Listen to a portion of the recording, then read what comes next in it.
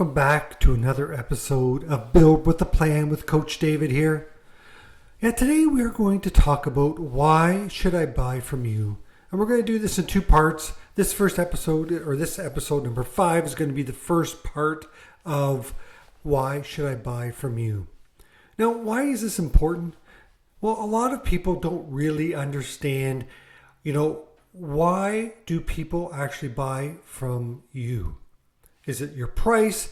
Is it your service? Is it your location, convenience? Is it the product you sell? There's a lot of different reasons why people actually buy from you.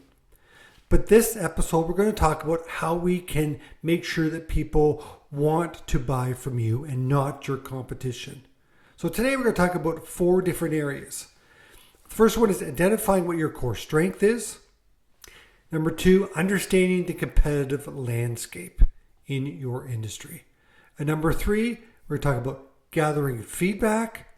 And then we're also going to talk about number 4, identifying your success stories.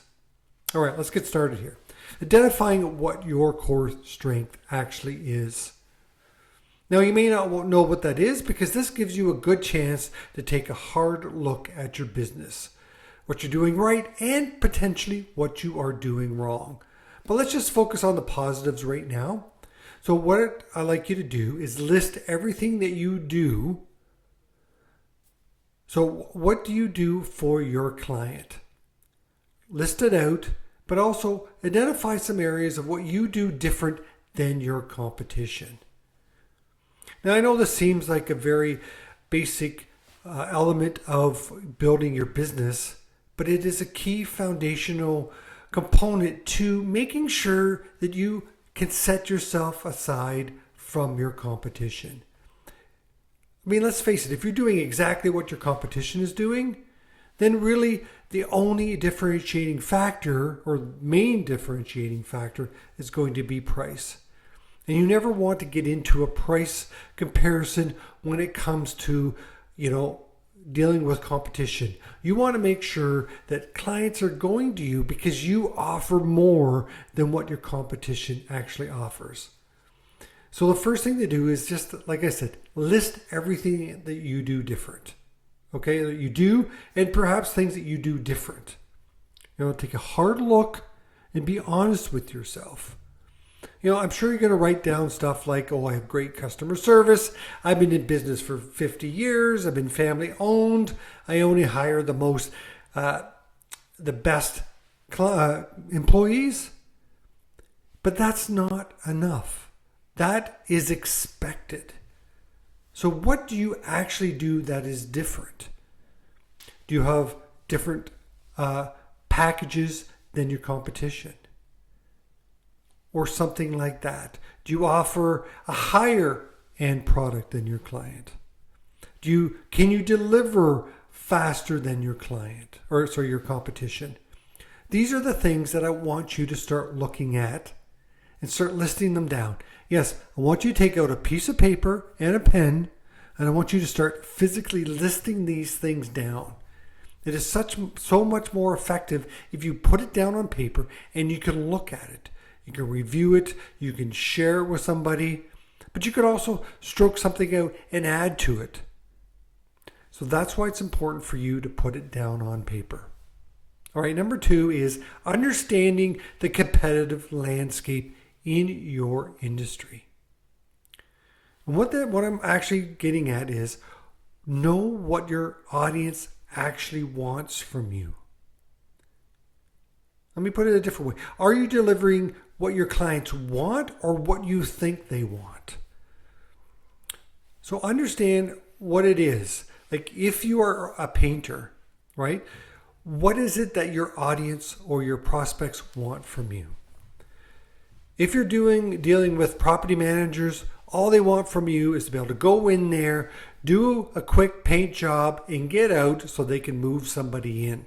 That's what they want. They want speed, they want responsiveness, and they want cleanliness so that once you're done, you leave, it looks great. So when the tenants move in, because let's face it, those property managers, the only time they make money is when they are renting that property.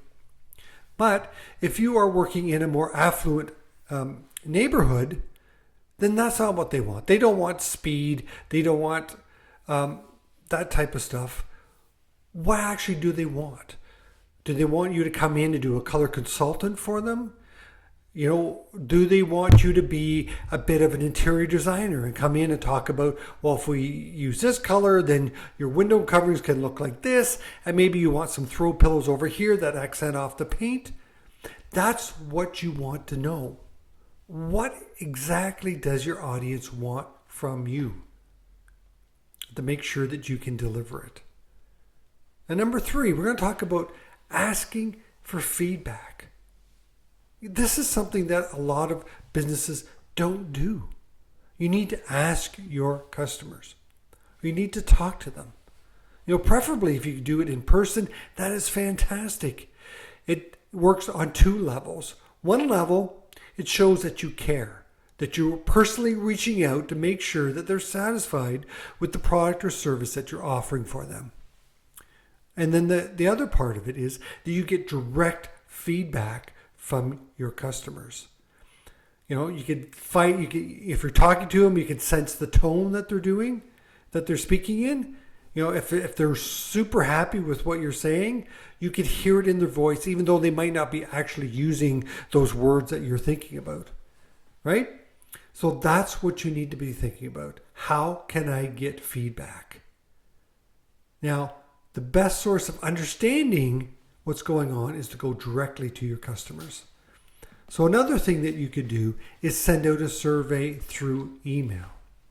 Now, preferably use some sort of CRM or MailChimp or some sort of mail product that allows you to know how many people open them, what's your open rate, what's your click rate, that type of stuff. Then you'll be able to know that if you send out to 250 clients, only 5 of them clicked on it, then maybe you need to do something else. Maybe at that point you start calling them directly, right? Depending on the customers. Okay, you want to get that feedback because they will let you know what you're doing right.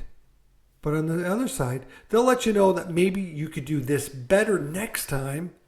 So now you know that if this is the problem that a few of your clients talk about, then you can go, well, I need to fix that. Because if I'm not fixing it and my competition is doing something different that doesn't allow that problem to show up, then they have the leg up on you. And that's not what you want. You want to make sure that you are offering the best product and service, especially above your competition. And number 4 is identifying your success stories. It's a little bit like number 3, getting the feedback, but this is how have you helped your clients be successful? Now, this might not be in every business situation. If you're a painter, how are they being successful? Well, perhaps you are a painter that works with realtors or stagers. And if you do a great paint job on time and clean up after yourself, that's how you can make that interior designer or stager more successful. But you want to identify these because these again will highlight what you do and how you do it better than your competition. So again, each one of these areas, we've got to identify your core strength. You want to list everything that you do, hopefully different than your competition. You want to make sure you understand what the competitive landscape is, knowing what your audience actually wants from you. You're going to gather the feedback, and then you're going to identify the success stories. With all this research, and you start putting it together on a piece of paper, okay, at this point, once you've written that stuff down, you can now transfer it onto a document that you can start manipulating and formatting and starting to figure out all the things that highlight you as being different than your competition. And the key thing here is if there isn't very much that differentiates you from your competition, then you need to figure out what areas throughout this, especially from the feedback, The feedback from your customers, yes, you'll probably get a lot of positive, but you'll probably get some areas that you need to focus on. And again, this is where you can identify secondary problems or pain points that your clients have that you're not serving at this point. You haven't provided a solution for them.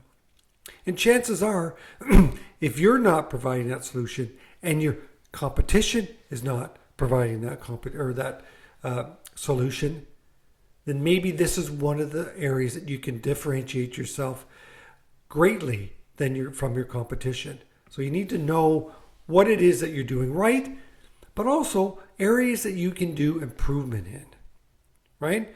And then you could identify your success stories, and then you can start wrapping that all in together and know for sure how and what makes you different than everybody else. Okay, so that wraps up Why Should I Buy From You Part 1. So please do your homework. Make sure you write stuff down. Know what your audience wants. Gather the feedback. Find out what the success stories are. And put it in a document so that you have it there and you can refer to it. And then we'll talk more on Part 2 of this. Why Should I Buy From You? Until next time, Coach David out.